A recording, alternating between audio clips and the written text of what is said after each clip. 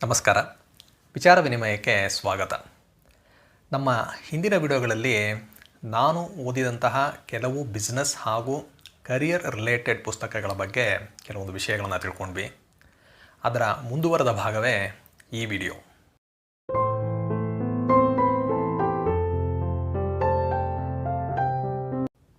ನಮ್ಮ ಹಿಂದಿನ 3 ವಿಡಿಯೋಗಳಲ್ಲಿ ಬಿಸ್ನೆಸ್ ಹಾಗೂ ಕರಿಯರ್ಗೆ ಸಹಾಯ ಮಾಡುವಂತಹ 18 ಪುಸ್ತಕಗಳ ಬಗ್ಗೆ ನಾನು ಮಾತಾಡಿದ್ದೆ.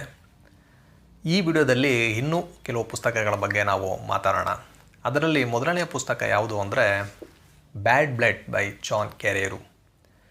2015ರಲ್ಲಿ ಎಲಿಜಬೆತ್ ಹೋಮ್ಸ್ ಅವ್ರನ್ನ ಫೀಮೇಲ್ ಸ್ಟೀವ್ ಜಾಬ್ಸ್ ಅಂತ ಕರೆಯಲಾಗ್ತಾ ಇತ್ತು. ಅದಕ್ಕೆ ಕಾರಣ ಏನು ಅಂದರೆ ಅವರ ಕಂಪನಿಯಾದಂತಹ ಥೆರೋನಸ್ ಅನ್ನೋ ಒಂದು ಸ್ಟಾರ್ಟಪ್. ಈ ಕಂಪನಿಯಲ್ಲಿ ಅವರು ಈ ಮೆಡಿಕಲ್ ಬ್ಲಡ್ ಟೆಸ್ಟಿಂಗ್ ಏನಿದೆ, ಈ ಪ್ರೋಸೆಸ್ನ ಫಾಸ್ಟ್ ಮತ್ತು ಈಸಿಯಾಗಿ ಮಾಡುವಂತಹ ಒಂದು ಮಿಷಿನನ್ನು ಅವರು ಅಲ್ಲಿ ಪ್ರೊಡ್ಯೂಸ್ ಮಾಡ್ತಾಯಿದ್ರು. ಆ ಮಿಷಿನ್ನ ಯೂಸ್ ಮಾಡಿಕೊಂಡು ಈ ಬ್ಲಡ್ ಟೆಸ್ಟಿಂಗ್ನೆಲ್ಲ ತುಂಬ ಫಾಸ್ಟ್ ಮತ್ತು ಈಸಿಯಾಗಿ ಮಾಡ್ಬೋದು ಅಂತ ಹೇಳಲಾಗ್ತಾ ಇತ್ತು.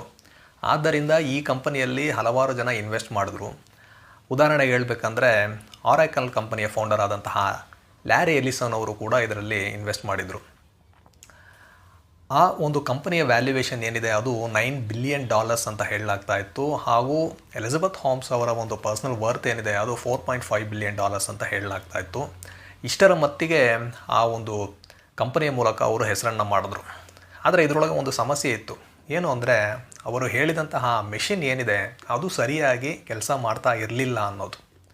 ಆದರೆ ಈ ವಿಷಯವನ್ನು ಮುಚ್ಚಿಟ್ಟು ಅವರು ತಮ್ಮ ಇನ್ವೆಸ್ಟರ್ಸ್ ಹಾಗೂ ರಿಟೇಲ್ ಪಾರ್ಟ್ನರ್ಸ್ ಯಾರ್ಯಾರಿದ್ದಾರೆ ಅವರನ್ನೆಲ್ಲ ಮಿಸ್ಲೀಡ್ ಮಾಡಿ ಅವರ ಕಂಪನಿಯಲ್ಲಿ ಒಂದು ಬೃಹತ್ ಮೊತ್ತವನ್ನು ಇನ್ವೆಸ್ಟ್ ಮಾಡಿಸ್ಕೊಂಡಿದ್ರು. ಹಾಗೂ ಈ ಒಂದು ಮಿಷಿನ್ ಏನಿದೆ ಅದು ಸರಿಯಾಗಿ ವರ್ಕ್ ಮಾಡದೇ ಇರುವ ಕಾರಣದಿಂದ ಆ ಮಿಷಿನ್ನಿಂದ ಬಂದಂತಹ ರಿಸಲ್ಟ್ಸ್ ಏನಿದೆ ಅದೆಲ್ಲ ತಪ್ಪಾಗಿತ್ತು.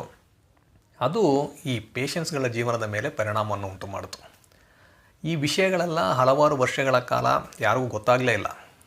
ಈ ಪುಸ್ತಕವನ್ನು ಬರೆದಿರುವಂತಹ ಜಾನ್ ಕೆರೆಯರು ಯಾರಿದ್ದಾರೆ ಅವರು ವಾಲ್ ಸ್ಟ್ರೀಟ್ ಜರ್ನಲಲ್ಲಿ ಕೆಲಸ ಮಾಡ್ತಾಯಿದ್ರು.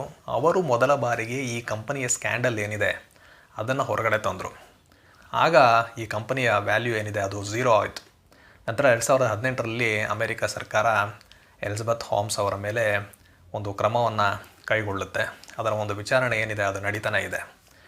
ಹೀಗೆ ಎಲಿಜಬೆತ್ ಹೋಮ್ಸ್ ಅವರು ಗ್ರೇಟ್ ಆಂಟ್ರಪ್ರನರ್ ಅಂತ ಹೆಸರನ್ನು ಕಳ್ಕೊಂಡು ಈಗ ಒಬ್ಬ ಫ್ರಾಡ್ ಅನ್ನೋ ಹೆಸರನ್ನು ತೊಗೊಂಡಿದ್ದಾರೆ.